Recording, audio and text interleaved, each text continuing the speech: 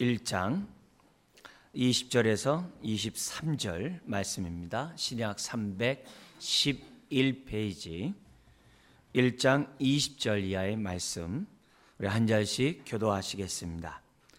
그의 능력이 그리스도 안에서 역사하사 죽은 자들 가운데서 다시 살리시고 하늘에서 자기의 오른편에 앉히사 모든 통치와 권세와 능력과 주권과 이 세상뿐 아니라 오는 세상에 일컫는 모든 이름 위에 뛰어나게 하시고 또 만물을 그의 발 아래에 복종하게 하시고 그를 만물 위에 교회의 머리로 삼으셨느니라.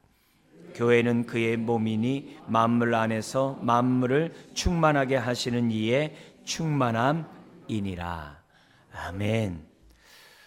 오늘 말씀의 제목은 하늘 보좌 우편에 앉히신 예수님에 관한 말씀을 나누고자 합니다. 하나님은 예수님을 3일 만에 다시 살리실 뿐만이 아니라 하나님 보좌 우편에 앉히셨습니다. 할렐루야. 우리 주님은 부활하시자마자 곧바로 승천하지 않으셨죠. 40일 동안에 이 땅에 계시면서 많은 제자들에게 나타나시고 때를 따라 돕는 은혜를 더하셨던 것을 보게 됩니다. 그래서 좌절과 실망 가운데 예수님이 십자가에 죽은 것을 보고 자기 고향으로 돌아가는 제자들에게 나타나셔서는 구약의 성경 말씀을 들어서 예를 들며 예수님이 해를 받으시고 3일 만에 부활할 것을 성경을 통해서 가르치셔 주셨죠. 그뿐만이 아니라 두려움에 떨어 다락방에 꽁꽁 숨어 있는 제자들에게 나타나셔서는 평강을 주셨죠. 이처럼 우리 주님 부활한 다음에 곧바로 승천하지 아니하시고 이 땅에 40일 동안 10여 차례 제자들에게 나타나셔서 위로하시고 세움을 주셨던 걸 봐요. 심지어는 도마같이 내 손가락을 주님의 못자국에 넣어보기까지는, 창자국에 넣어보기까지는 믿지 못하겠다고 하는 도마에게는 나타나셔서 손에 손가락을 내 못자국에 넣어보라. 그러면서 너는 본고로 믿느냐? 보지 않고 믿는 자가 복되도다. 그렇게 말씀하시면서 또 도마를 위로하시는 그런 모습을 봐요. 심지어는 부활의 주님을 만났지만 어떻게 살아될지 모르는 제자들에게 나타나셔서 내 양을 먹이라, 내 양을 치라 하시고 그들과 함께 숯불에 구운 떡과 고기를 먹으면서 또 교제를 나누셨던 주님을 봐요.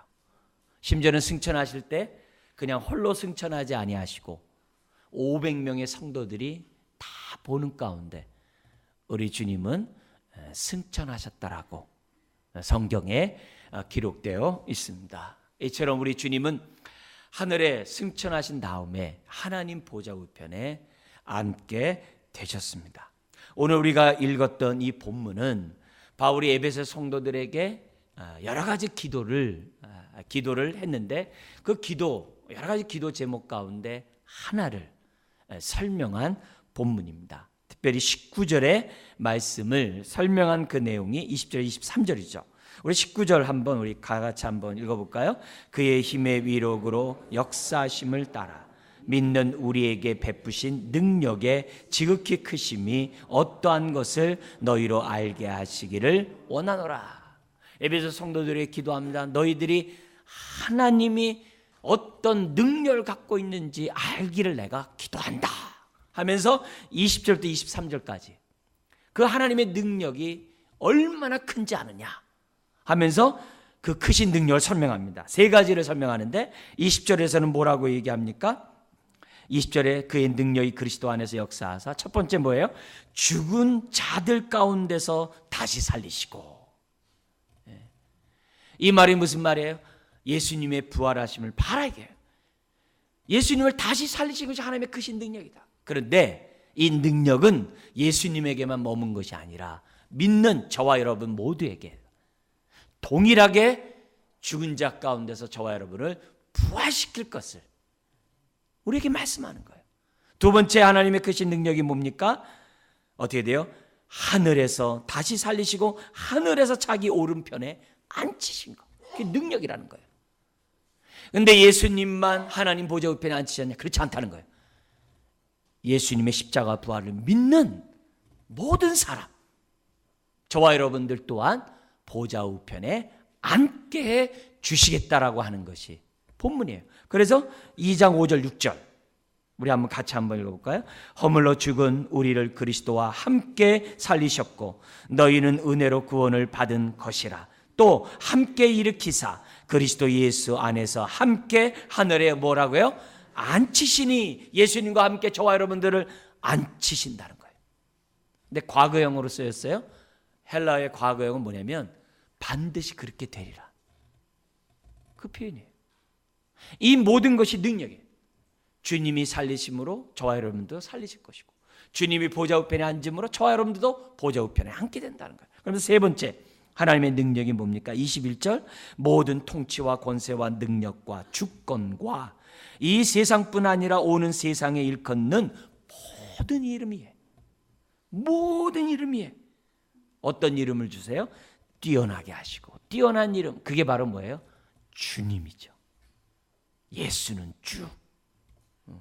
예수는 주. 주의 이름을 주신다는 거예요. 왜 주의 이름을 주셨다고 그래요? 빌립보서 2장 우리 11절에 보면 뭐라고 그럽니까? 하늘과 땅과 땅 아래에 있는 모든 존재들이 예수님 앞에 무릎 꿇게 하고 예수님을 나의 주님이라고 고백할 수 있도록 뛰어난 이름을 주셨다는 거예요. 그래서 예수 이름 외에 구원 얻을 자 없고 예수 이름을 통하지 않고는 아무도 아버지께로 올 자가 없다는 거예요. 가장 뛰어난 그 이름을 우리 하나님이 크신 능력 가운데 누구에게 주셨다는 거예요? 예수님에게 주셨다는 거예요. 그래서 저와 여러분들이 예수님을 주라고 고백을 하면 우리 하나님이 기뻐하세요. 기뻐하세요. 자, 그런데 이처럼 왜 하나님의 크신 능력이 예수님에게 나타났냐 이게. 왜 예수님은 하늘 보좌 우편에 앉게 하셨냐 이게. 그 이유는 다른 게 아니라는 거예요. 바로 22절. 첫 번째는 만물을 그 발 아래 복종하게 하시기 위하여. 만물을 통치하고 다스리도록 하기 위해서 하늘 보좌 우편에 앉게 하셨다는 거예요. 두 번째는 그를 만물 위에 교회의 머리로 삼으셨느니라. 교회의 머리가 되도록 하기 위해서 보좌 우편에 앉히셨다는 거예요. 자, 근데 이것이 두 가지예요. 교회의 머리라는 것은 영적인 세계의 주가 된다는 거죠. 반면에 만물을 그 발 아래 복종한다는 얘기는 뭐예요? 물질 세계, 눈에 보이는 이 세상의 주가 되신다는 거죠. 이 말은 예수님이 주가 되시는데 어떤 주님이에요? 영육간의 주님이 되신다는 거예요. 그래서 예수님이 원사탄 마귀를 쫓아내시는 거고 바다를 꾸짖어 잠잠케 하시는 거예요. 왜요? 예수님은 영적인 세계만이 아니라 육적인 모든 세계를 통치하고 다스리는 권세가 있기 때문에. 그로 인하여 23절 뭐라고 그러냐면 교회는 그의 몸이니 만물 안에서 뭐라고 그랬습니까? 만물을 충만하게 하시는 이의 충만함이니라. 이 말을 쉽게 표현하면 이거예요. 하나님은 뭐라고 얘기하면 믿는 저와 여러분들을 통해서, 믿는 저와 여러분들을 통해, 그게 뭐예요? 교회죠. 교회를 통해서 하나님은 하나님의 뜻을 이루어 가신다는 거예요. 그러면 교회를 통해서 하나님의 뜻을 이루는 것이 뭐겠어요? 왜 우리가 주기도문에서 하늘에서 이룬 뜻이 이 땅에 이루어지게 하옵소서라고 기도해요? 그 뜻이 뭐예요? 저와 여러분들만 구원받는 것이 아니라 열방이 구원을 받고 열방만 구원받는 것이 아니라 모든 피조물 또한 구원받도록 하는 것이 하나님의 뜻이에요. 이 얘기를 잘 설명해 놓은 것이 로마서 8장이에요. 로마서 8장에 피조물들도 저와 여러분들이 빨리 구원받기를 원한대요. 왜요? 그래야 자기네들도 피조물들도 회복되니까. 이 말이 정말 무엇입니까? 여러분, 하나님이 왜 예수님을 교회의 머리가 되게 하고 만물의 주가 되게 하셨을까요? 하나님이 교회를 통해 만물을 새롭게 하도록 하기 위하여 예수님을 하나님 보좌 우편에 앉게 하셨다는 거예요. 그래서 주님이 이 세상을 통치하고 다스리는 목적은 다른 게 아니에요. 세상을 구원하고 회복시키기 위하여 통치한다는 거예요. 우리가 머리 그러면 어떻게 돼요? 대접받기를 좋아하는 거죠. 영광받기를 좋아하는 거죠. 나를 섬기거라. 그게 뭐예요? 보좌 우편에 앉아있는 그 이미지죠. 그건 세상 이미지죠. 그러나 성경에 나타난 하나님 보좌에 앉는다는 그 말은 예수님이 대접받기 위해서, 예수님이 그냥 나를 섬기거라, 영광받기 위해서 보좌 우편에 앉아있다는 것이 아니라, 예수님이 이 세상을 통치하고 다스리는 이유는 한 영혼이라도 주께로 돌아오고 이 우주 만물이 회복되기를 원하기 때문에 통치한다는 얘기예요. 이 얘기를 바울은 에베소서 이렇게 표현했어요. 남편은 아내의 머리가 된다 그랬어요. 그걸 모르는 우리 남성들은 뭐라고 얘기하냐면, 봐라, 성경에 남편이 아내의 머리가 된다고 하지 않았냐, 왜 말 안 들어, 이렇게 얘기를 해요. 난 놓고 기억자를 모르는 거와 똑같은 거예요. 남편이 아내의 머리가 된 것은 다른 이유가 아니에요. 예수님이 교회의 머리가 됨으로 저와 여러분을 온전케 한 것처럼 남편은 아내를 온전케 하는데 그 인생을 주님이 몸을 드린 것처럼 드려라, 이 뜻이에요. 머리가 되게 한 것은 섬기라, 이 뜻이에요. 그 말을 또 우리 자매들도 오해해가지고 왜 성경에는 왜 가부장적인 신앙을 갖다가 부추기냐고, 그것도 잘못된 거예요. 예수님이 머리가 되고 통치가 되는 것은 저와 여러분들을 온전케 하고 세상을 구원하기 위해서 통치하고 계시다는 것을 우리들에게 가르쳐 주는 거예요. 왜 제가 교회에 담임 목사가 됩니까? 여러분 섬기라고. 여러분이 교회에서 왜 직분을 받고 장이 되고 또 중직자가 됩니까? 섬기라고. 교회를 온전케 하고 여러분의 자녀를 온전케 하라고 머리가 되게 하셨다는 거예요. 대접받고 나를 섬기라고, 갑질하라고 준 것이 아니라는 거예요. 예수님이 왜 보좌 우편에 앉으셨어요? 구원하고 만물을 회복하라고. 그게 교회는 그의 몸이니 만물 안에서 만물을 충만하게 하시는 하나님의 충만함이라는 말의 뜻이에요. 우리는 빌립보서 2장 5절에 11절에서도 이 같은 얘기를 보죠. 우리 예수님은 원래 하나님 보좌 우편에 앉아 계신 분이에요. 그러나 동등됨을 원치 아니하시고 자신을 비워 종의 형체를 입어, 즉 육체를 입어 이 땅에 내려오셔서 십자가에 죽으셨다, 이게. 그런 예수님을 하나님이 어떻게 돼요? 다시 살리사, 다시 보좌 우편 원래 자리에 앉게 하셨다는 것이 빌립보서 2장 5절 이하에 나와요. 그렇기 때문에 저와 여러분들이 또한 어떻게 돼요? 예수님처럼 종의 형체를 가지고 서로 섬기라, 이게. 그러면 하나님이 저와 여러분들을 보좌 우편에 앉게 해주시는 영광을 주시겠다는 거예요. 그 얘기를 성경 우리들에게 가르쳐줘요.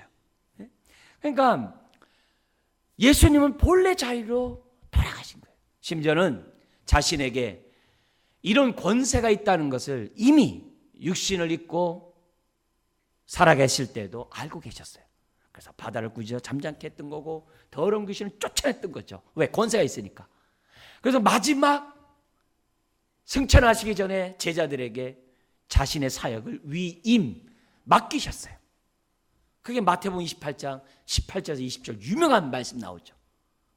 너희는 모든 족속에게 모든 족속을 제자를 삼으라고 우리 주님이 제자들에게 명령하셨죠. 근데 그냥 제자를 삼으라고 하지 않고 뭐라고 그러냐면 하나님이 나에게 하늘과 땅의 모든 권세를 주셨으니, 그래요. 모든 권세를 주셨으니 그 권세로 예수님이 제자들에게 명령한 거예요. 모든 족속으로 제자를 삼으라. 오늘 저와 여러분들이 이 땅에 살아가면서 우리는 그 권세 앞에 순종해야 돼요. 그럼 놀라운 일이 벌어져요. 항상 이 세상 끝날까지 너희와 함께 있으리라. 이렇게 주님 말씀하셨어요. 그래서 오늘 우리가 하나님의 권세에 순종하고 하나님의 뜻대로 순종하면요, 하나님이 나와 함께하는 경험을 하게 된다는 거죠. 이미 승천하시기 전에 예수님이 자신에게 이런 권세가 있다는 것을 알았어요. 심지어는 이래요. 나는 죽을 권세도 있고 다시 살아날 권세도 있다라는 그 말씀 또한 제자들에게 하셨던 것을 보게 됩니다. 사랑하는 성도 여러분, 예수님이 보좌 우편에 앉아있다는 그 말은 여러분이 앉아있듯이 앉아있다는 개념이 아니라, 보좌 우편에 앉아있다는 얘기는 다른 게 아니라 하늘과 땅의 모든 권세를 가지고 이 세상을 통치하고 다스리는 예수님이 되었다는 말이에요. 그게 보좌에 앉았다는 얘기예요. 그래서 주님은 보좌에 앉으셔서 이 세상을 지금도 통치하고 다스리고 있어요. 우리가 예배 시작할 때 사도신경을 고백을 했어요. 하나님 보좌 우편에 앉아 계신 그 주님이 저리로서 산 자와 죽은 자를 심판하러 오시라 그랬어요. 저리로서가 뭐예요? 거기로부터. 거기는 뭡니까? 하늘로부터. 그 말이죠. 하늘로부터 산 자와 죽은 자를 심판하러 오신다. 왜 심판주로서 이 땅에 오십니까? 그분이 만물을 통치하고 다스리는 왕이기 때문에 심판주로 다시 오시는 거죠. 그분이 보좌에 앉지 아니하면 어떻게 다시 이 땅에 올 수 있겠어요? 무슨 자격이 있겠어요? 없죠. 그러나 그분이 이 세상을 통치하는 주님이시기에 마지막에 그분이 심판하는 심판주로 이 땅에 오신다는 것이 사도신경의 고백이죠. 여러분, 하나님의 나라는 영역을 얘기하는 게 아니에요. 대한민국 영역 이런 게 아니라 하나님의 통치, 다스림을 얘기하는 거예요. 주기도문에서도 나라의 임하옵시며 기도해요.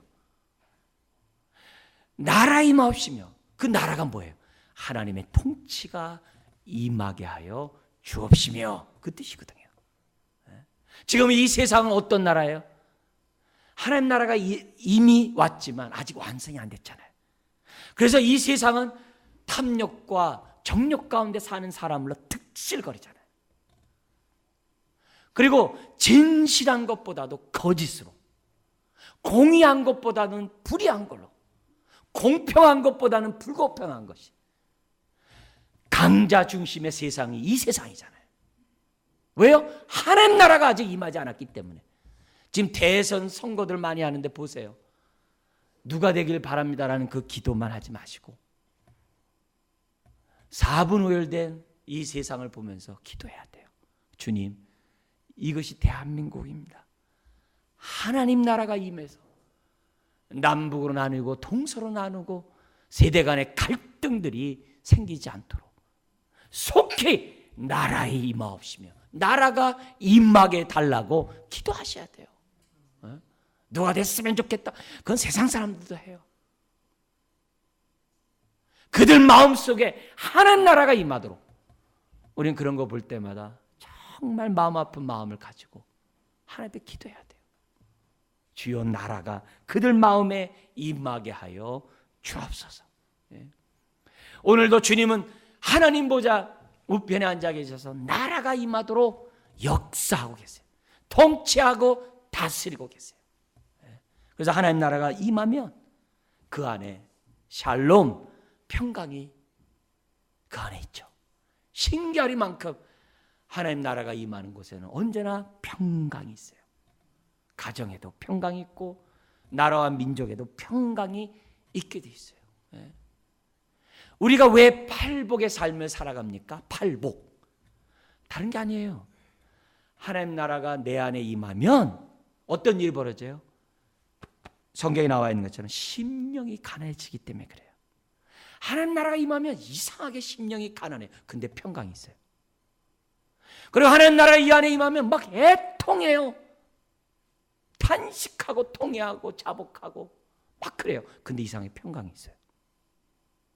하나님 나라 그 안에 임하면 온유한 자가 되고 의에 줄이고 목마른 인생이 돼요. 그 안에 하나님 나라 임하기 때문에 그 그 마음이 바뀐단 말이에요. 그리고 이런 마음을 갖고 있는 사람이 나라 임하시며라고 기도를 해요. 즉 하나님의 통치가 이웃에게도 전달되게 해달라고 기도하게 돼 있어요. 그러니까 어떻게 행동해요? 팔복에서 5번째, 6번째, 7번째, 8번째가 세상에서 나타난 복이잖아요. 그 첫 번째가 뭐예요? 긍휼히 여기게 돼요. 사람들을 긍휼히 여겨요. 불쌍히 여겨요. 왜요? 하나님 나라가 임하기를 기도하니까 사람을 볼 때마다 어떻게 돼요? 하나님 나라가 없는 사람을 불쌍히 여기는 거예요. 긍휼히 여겨요. 그뿐만이에요. 사람을 대할 때마다 마음이 청결해. 마음이 청결하다는 뜻이 뭡니까? 사람을 사귈 때 계산적이지 않다 이 말이에요. 이용해 먹으려고 사귀지 않는단 말이에요. 나에게 도움이 되기 때문에 사귀는 그런 행동을 안 한단 말이에요. 왜요? 그 심령에 하나님 나라가 임해야 되니까. 그리고 뭐예요? 화평한 자가 돼요. 하나님 나라는 용서하고 하나님은 용서해 나가는 가운데 확장되거든요. 그래서 하나님 나라가 임해야 되니까 자꾸 화평을 추구해요. 그것 때문에 핍박을 받더라도 의를 위하여 핍박받는 그런 삶을 살더라도 해요. 신기하리만큼 그러면 그럴수록 마음이 평강이 있어요. 팔복의 삶이 뭐예요? 하나님 나라가 이 땅에 임하게 달라고 하는 기도죠. 근데 이런 일들이 가능한 이유가 뭐예요? 예수님이 어디 앉았기 때문에? 하늘 보좌 우편에 앉았기 때문에 우리가 팔복의 삶을 사는 거고 그 은혜와 축복을 저와 여러분들이 누리는 겁니다. 그래서 가정을 위해서 기도하죠. 하나님 우리 가정에 하나님 나라가 임하게 하여 주옵소서. 왜요? 샬롬이 있으니까. 우리 교회만이 아니라 이 세상에 이 땅에 하나님 나라가 임하게 하여 주옵소서 하는 거죠. 왜 우리가 신앙생활하면서 왜 날마다 회개하면서 날마다 옛사람을 십자가에 못 박으려고 왜 우리가 탄식하고 몸부림칩니까? 내 안에 하나님 나라가 온전히 이루어지게 해달라고. 왜 회개해요? 내 안에 하나님 나라가 온전히 이루게 달라고. 왜 용서해요? 하나님 나라가 임하게 달라고. 왜 인내해요? 하나님 나라가 내 안에 임하게 달라고. 다른 거 없죠. 지금 이 세상은 사망과 죄악의 그늘 아래, 탐욕의 그늘 아래 사람들이 살아가고 있잖아요. 그걸 볼 때 하나님 나라의 통치가 온전히 이루어달라 기도하지 않을 수가 없는 거죠. 교회는 뭐예요? 눈에 보이지 않는 하나님을 눈에 보이게 하는 것이 교회예요. 그래서 세상 사람들에게 하나님 나라가 이런 것이라는 것을 보여주는 거예요. 교인들끼리 하나님 나라가 이런 거라는 것을 보여주는 것이 교회예요. 그래서 교회 안에서는 서로를 위하는, 서로를 섬기는 그런 모습이 있어야 되는 거고, 그것이 세상 사람들에게도 있어야 돼요. 근데 안타깝게도 이런 말을 하잖아요. 교회가 욕을 먹고, 교회가 정말 교회답지 못하고, 교회가 세상 사람보다 더 나쁘다고 이런 말들을 들어요. 기분 나쁘지만 우린 새겨들어야죠. 왜요? 하나님 나라가 우리 믿는 저와 여러분들에게 아직 온전히 이루어지지 않았기 때문에 이런 소리 듣는구나. 한국교회가 하나님 나라의 통치를 받지 않으니까, 보좌 우편에 앉아 계신 주님의 다스림을 받지 않으니까 이런 일이 생겨났구나 생각하면서 우리가 어떻게 돼요? 기도해야죠. 하나님 나라가 속히 임하게 하여 주시옵소서. 예수님은 교회의 머리세요. 그렇기 때문에 저와 여러분들은 주님의 말씀에 순종하면서 살아야 돼요. 그게 하나님 나라를 이뤄가는 인생인 줄 믿습니다. 사랑하는 성도 여러분, 우리 주님이 보좌 우편에 앉아 계셔서 이 세상을 통치하고 다스리는 모든 권세로 지금 역사하고 계세요. 왜 역사한다고요? 이 세상을 구원하기 위하여, 이 세상을 회복하기 위하여. 그래서 머리 된 사람들은 섬기는 자로서 살아야 되고, 머리 된 자는 하나님 나라가 나를 통해 임하도록 우리는 주님처럼 섬김의 삶을 살아야 한다는 것을 예수님 우리들에게 본을 보여주신 거예요. 여러분, 주님은 부활하셔서 승천하시고, 승천하셔서 보좌 우편에 지금 앉아 계시고, 그리고 이 세상 만물을 통치하고 다스리는 줄 믿습니다. 우리 개인도 마찬가지죠. 원사탄 마귀가 우리를 상치 못하도록 보호해 주시고, 많은 우환들이 우리를 넘어뜨리지 못하도록 우리를 감싸 주시고, 갈 바를 알지 못하는 저와 여러분들에게 갈 바를 인도해 주시는 그런 놀라운 다스림이, 통치가, 인도하심이 지금 뭐예요? 이 시간도 있는 것은 다른 게 아니에요. 주님이 보좌 우편에 앉아 계시기 때문에. 자, 근데 성경에서 이처럼 보좌 우편에 앉아 계시는 왕의 그런 이미지만, 통치하고 다스리는 왕의 모습만 있느냐? 성경에 보니까 하늘나라에 가셔서 다른 이미지가 또 성경에 또 있어요. 특별히 어떤 이미지가 있냐면, 앉아있는 예수님이 아니라 하나님 앞에 서 있는 예수님의 모습이 나와요. 서 있다.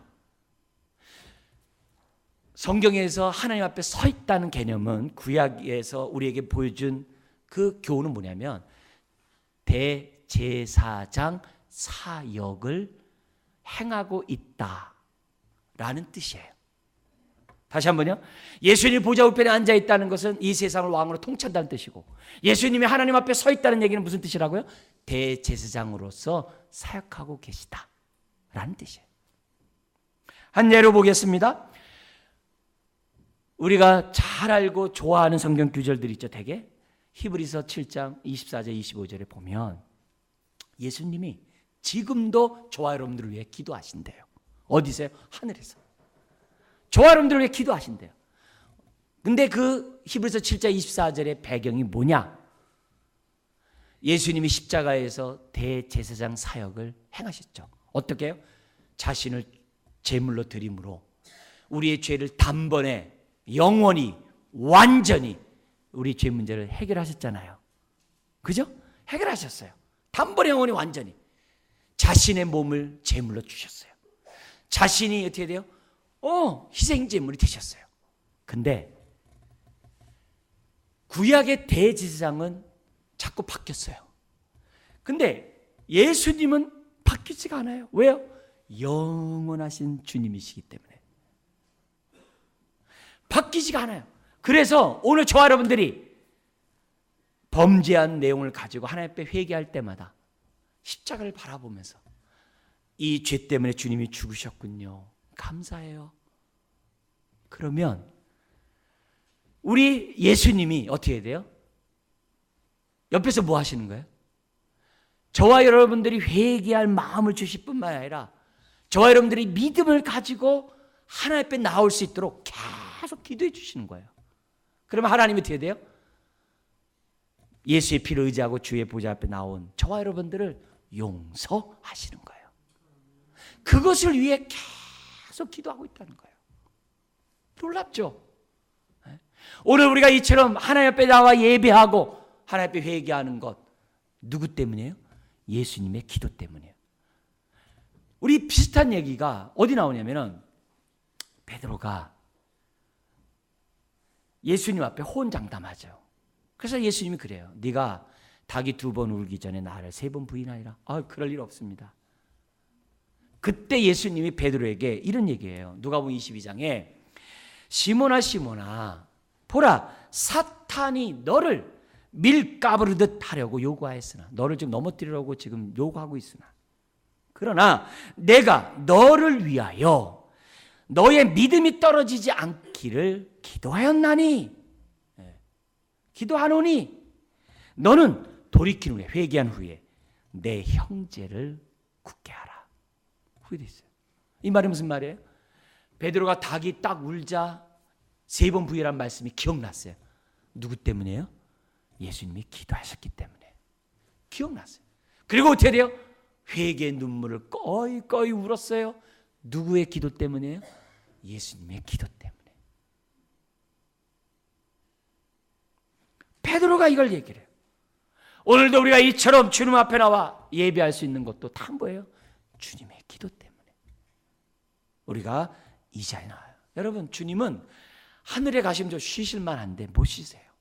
왜요? 우리들이 하도 죄를 범하니까.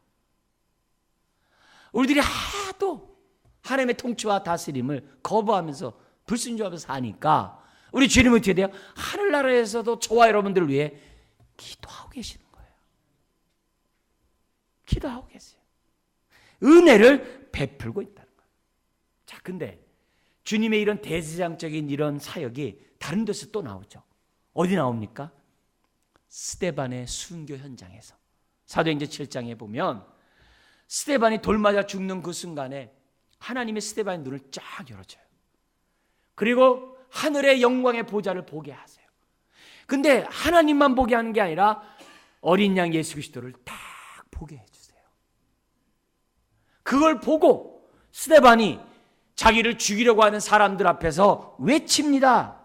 뭐라면 보라, 하늘이 열리고 인자가 하나님 우편에 서신 것을 보노라 그래 됐어요. 그러면 서서서 주님이 죽는 걸 이렇게 보고 계실까요? 아니죠.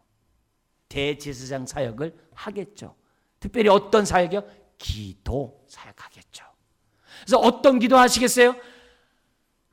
스데반이 순교의 죽음의 그 고통을 승리하게 달라고. 예수님이 내가 사망을 이긴 것처럼 스데반이 사망을 이길 수 있도록 기도하시겠죠. 할렐루야.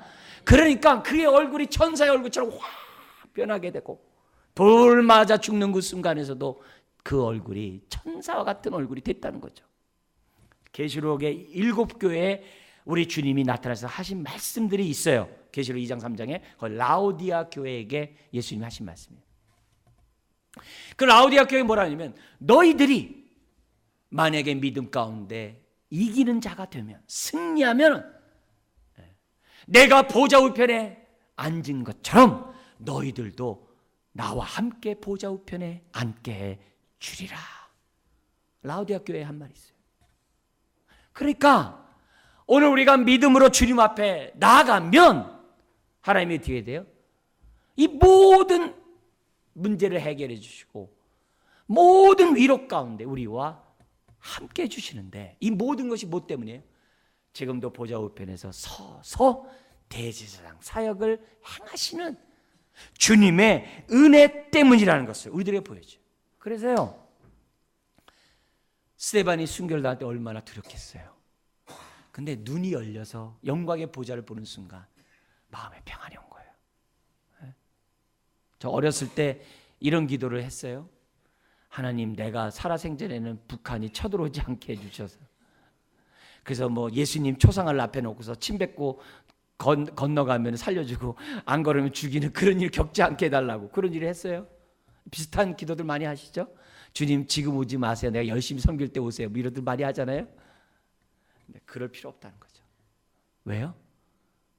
스데반이 순교당하는 그 순간에 눈을 열어주신 것처럼 우리나라의 주기철 목사님 못 위로 걸어가는 순교를 당했어요.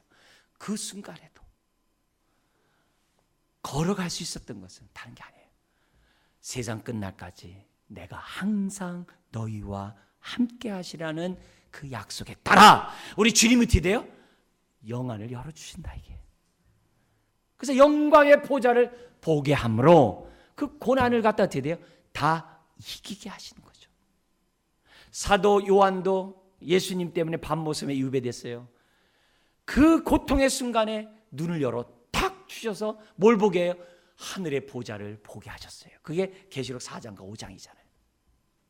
그걸 보자 그의 모든 고통의 고난의 이 문제가 다 해결돼요. 그걸 설명해 놓은 게 계시록이에요. 여러분, 우리 주님은 지금도 하나님 보좌 우편에 앉아서 가만히 계시는 게 아니라 오늘도 약한 자를 위로하고 병든 자를 위하여 기도하고 두려움에 떠는 자들을 위하여 여전히 기도하고 있다는 거죠. 이게 은혜가 아닐 수가 없어요. 근데 또 있어요. 하나님 앞에 서서 행하는 사역이 성경에 여러 군데 나오는데 또 하나만 더 얘기한다면 요한 1서 2장 1절 2절이에요. 거기 보면 이런 말씀이 있어요. 나의 자녀들아 내가 이것을 너희에게 쓰면 너희로 죄를 범하지 않게 하려 함이라. 만일 누가 죄를 범하여도 아버지 앞에서 우리에게 대언자이신 예수 그리스도가 있으니 곧 의로우신 예수 그리스도시라. 그는 우리 죄를 위한 화목제물이니 우리만 위할 뿐 아니요 온 세상의 죄를 위하심이라. 이게 무슨 말이에요? 우리가 범죄하면 마귀가 검사처럼 하나님 앞에 참소를 해요. 그러면 하나님은 그 참소, 그 죄에 따라 형벌을 내려야 돼요. 그런데 예수님이 하나님 앞에서 우리의 대언자, 다른 말은 보혜사, 변호사가 되어주신다는 거예요. 그래서 예수님이 변론하는 거예요. 내 아무개가 죄를 범한 그 죄값을 내가 십자가에서 다 지불했죠. 그러면 어떻게 돼요? 일사부재리의 원칙이에요. 한 번 죄에 대해서 형벌한 건 다시 물을 수가 없어요. 하나님 또한 마찬가지예요. 죄에 대한 그 값으로 예수님을 죽게 했는데 더 무슨 값이 필요해요. 그러니까 마귀가 아무리 참소해도 예수님이 변호사가 되셔서 하나님이 어떤 재판을 내리시는 거예요? 무죄. 그 사역을 누가 하신다고요? 예수님이. 우리가 뭐 할 때마다요? 범죄하고 마귀가 참소할 때마다. 그래서 우리가 이렇게 멀쩡하게 사는 거예요. 형벌 안 당하고. 그래서 영원토록 정죄함이 없고 형벌이 없죠. 하나님 나라가 그 아래에 임하면, 이걸 깨닫는 게 임한 거겠죠. 항상 평강이 있을 수밖에 없다는 것을 우리들에게 가르쳐줘요. 그러니까 주님은 보좌에 앉을 시간이 없어요. 계속 서서 변론해야 되고, 계속 서서 기도해야 되고, 계속 고통당한 자를 위해서 도와줘야 되기 때문에, 섬겨야 되기 때문에 앉을 새가 없어요. 그래서 감사해요. 그래서 신앙생활하는 게 기뻐요. 이런 주님을 믿고 있다는 게 은혜고 너무 감사하죠. 어쩌다가 이런 주님을 나로 하여금 믿을 수 있는 은혜를 주시는가. 끝으로 우리 하나만 더 보겠습니다. 예수님은 하나님 보좌 우편에 앉으셔서 어떤 일을 하시는가. 사도행전 2장에 보면 베드로의 설교가 나와요. 베드로가 왜 설교하냐면은 오순절날 하늘로부터 성령이 강림해요. 그래서 사람들이 그 120명의 성도들이 각기 다른 언어로 하나님의 큰일, 십자가와 부활의 사건을 막 말하는 거예요. 그래서 예루살렘에 왔던 흩어져 있는 유대인들이 깜짝 놀라는 거야. 아니 저 사람이 에티오피아 말을 어떻게 하지? 아니 저 사람이 불란서 말을 어떻게 하지? 아니 저 사람이 어떻게 러시아 말을 하지? 아니 페르시아 말은 또 어떻게 하지? 사람들이 성이 막 그냥 놀라서 성이 소동하는 겁니다. 그러자 베드로가 딱 나서서 얘기하는 거야. 왜 놀라느냐? 이렇게 성령이 임한다는 것은 요엘 선지자가 얘기하지 않았느냐? 그 예언에 따라 오신 거다. 그것뿐만이 아니라 하면서 무슨 얘기하냐면 사도행전 2장 33절에 이렇게 얘기합니다. 하나님이 오른손으로 예수를 높이심에 보좌 우편에 앉게 하신 거죠. 승천하셔서 보좌 우편에 앉게 하신 거죠. 그가 약속하신 성령을 아버지께 받아서, 예수님이 아버지께 성령을 받아서 너희가 보고, 지금 보고 듣는 성령을 부어 주셨느니라. 할렐루야. 우리 주님이 하늘에 보좌 우편에 앉아서 뭐 하신다고요? 성령을 보내주시는 거예요. 성령을 보내주시는 거예요.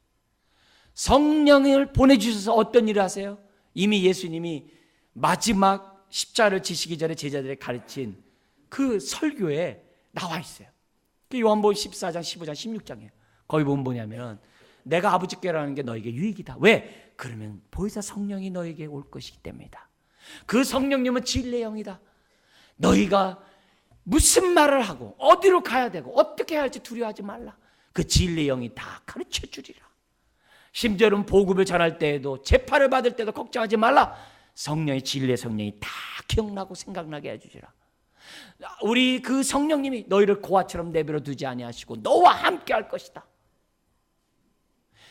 여러 가지 성령의 역사에 대해서 쫙 설명을 하세요. 바로 그 성령을 우리에게 보내주신다는 거예요. 사랑하는 여러분, 오늘 우리가 이처럼 복음을 깨닫고 예수님을 믿고 신앙생활한 그 모든 것은 누구 때문이에요? 성령님 때문이죠. 근데 이 성령님이 우리 가운데 오신 그거는 누구 때문이에요? 예수님 때문이죠. 예수님이 성령을 보내주시기 때문에 우리가 예수를 믿는 거고, 이처럼 나와 하나님 앞에 예배를 드리는 거죠. 승천하시기 전에도 오직 성령이 너희에게 임하시면 너희가 권능을 받고, 성령을 얘기하거든. 예루살렘으로 시작해서 땅끝까지 이르러 내 증인이 되리라.